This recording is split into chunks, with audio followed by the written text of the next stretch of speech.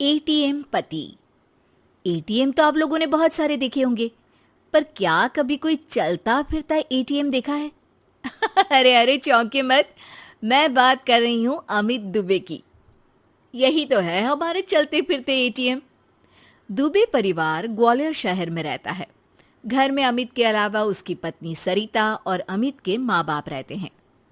अरे अमित बेटा, आज वो रोशनी के बेटे के पहले जन्मदिन में जाना है, तो सोच रही हूँ उसे तोहफे में 100 रुपए दे दूँ। जरा देना तो। अरे माँ, 100 रुपए में क्या होगा? बच्चे का पहला जन्मदिन है। 501 दो, 501, या फिर 1001 ही दे दो ना आप तो। अरे नहीं नहीं बेटा, 501 ही सही रहेगा। माँ तुम टेंशन मत लिया करो, कमा रहा हूं ना मैं। भगवान की दया से हमारी दुकान काफी बढ़िया चल रही है, इसलिए तुम पैसों की टेंशन मत लिया करो। पर थोड़ी सेविंग्स भी जरूरी है ना? अरे सरिता, आज खर्चा नहीं करेंगे तो क्या मरने के बाद करेंगे? अरे किसी बात की कभी कंजूसी नहीं करनी चाहिए। कंजूसी और बचत में फर्क होता है जी। चलिए, मुझे 5,000 रुपये दीजिए, एक काम है मुझे। अरे अभी क्या काम याद आ गया एकदम से? मुझे बता तो, मैं कर दूंगा काम। तुम क्यों तकलीफ लेती हो? अमित घर से दुकान चला जाता है और रात को वो अपने दोस्तों के साथ पार्टी करने एक बड़े से होटल में जाता है। अरे आज तो मजा आ गया, क्या लाजवाब खाना था। अरे पर खर्चा भी बहुत ज्यादा हो गया। अरे भाई, तू खर्चे की टेंशन क्यों ले रहा है? आज सारा बिल मैं दूंगा, मेरी तरफ से पार्टी। अरे अरे पर अमित। वेटर, जरा बिल तो लगा देना। वेटर बिल लेकर आता है और टिप की डिमांड करता है और अमित सबके सामने दिखावे में उसे 500 रुपये टिप दे देता है। ये रखो तुम्हारी टिप। और ऐसे तो क्या है, आते जाते रहते हैं यार। Enjoy life. पार्टी के बाद अमित घर आता है और सरिता उससे कहती है, आप पूरी दुनिया में पैसे बांटते फिरते हैं, लेकिन जब मैं मांगती हूँ तो आप कुछ ना कुछ बहाना बना देते हैं। आखिर मेरी भी कुछ ज़रूरतें होती है ना? अरे सरिता, ये कैसी बात कर रही हो तुम? पत्नी हो तुम मेरी, जो मेरा है वो सब तुम्हारा ही तो है। तुम बताओ किस चीज की कमी है हमारे घर में? और तुम कौन सा कहीं अकेली जाती हो? मैं तो हमेशा रहता हूँ तुम्हारे साथ। तुम्हारा चलता फिरता एटीएम। सरिता को मन ही मन में ये बात खटकती है कि अमित उसका ख्याल अच्छे तरीके से नहीं रखता है, बस दुनिया के सामने अपनी शान दिखाता फिरता है। अगले दिन अमित के पिताजी उससे कहते हैं, अमित बेटा, वो गणपति उत्सव में चंदा देना है। 501 रुपए दे दिए हैं, चलेगा ना? अरे पिताजी, आप मेरी बदनामी करवाएंगे क्या? अरे इतने बड़े आयोजन में सिर्फ 501? क्या इज्जत रह जाएगी मेरी कॉलोनी में? लोग क्या सोच रहे होंगे?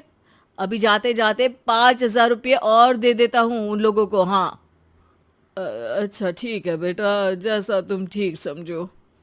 सरिता, मैं नई कार लेने का सोच रहा हूँ। एक पार्टी का पेमेंट आया है तो उससे कार ले लेते हैं। अरे पर हमारी कार को अभी 2 साल भी नहीं हुए और वापस नहीं। मैं इतने दिनों से स्कूटी मांग रही हूँ, वो अभी तक नहीं दिलाई, और नई कार लेनी है। अरे सरिता, स्कूटी चला के कहाँ जाओगी? इतनी धूप और धूल रहती है बाहर शहर में। सरिता अमित की बातें सुनकर फिर से नाराज हो जाती है और ये सिलसिला कई दिनों तक यूं ही चलता रहता है।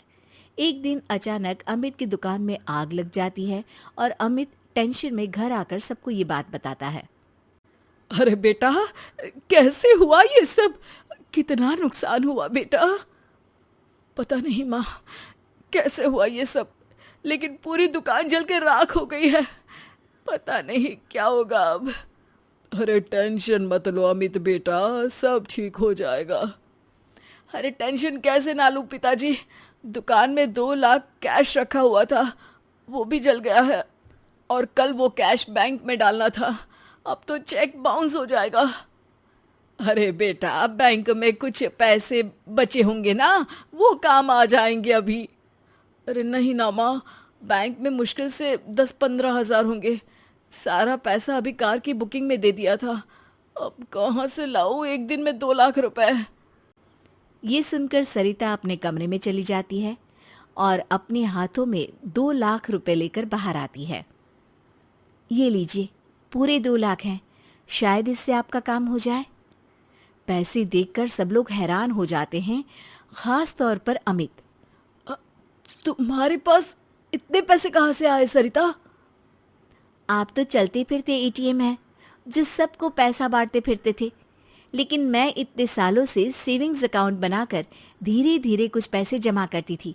वही सारे पैसे हैं ये सब।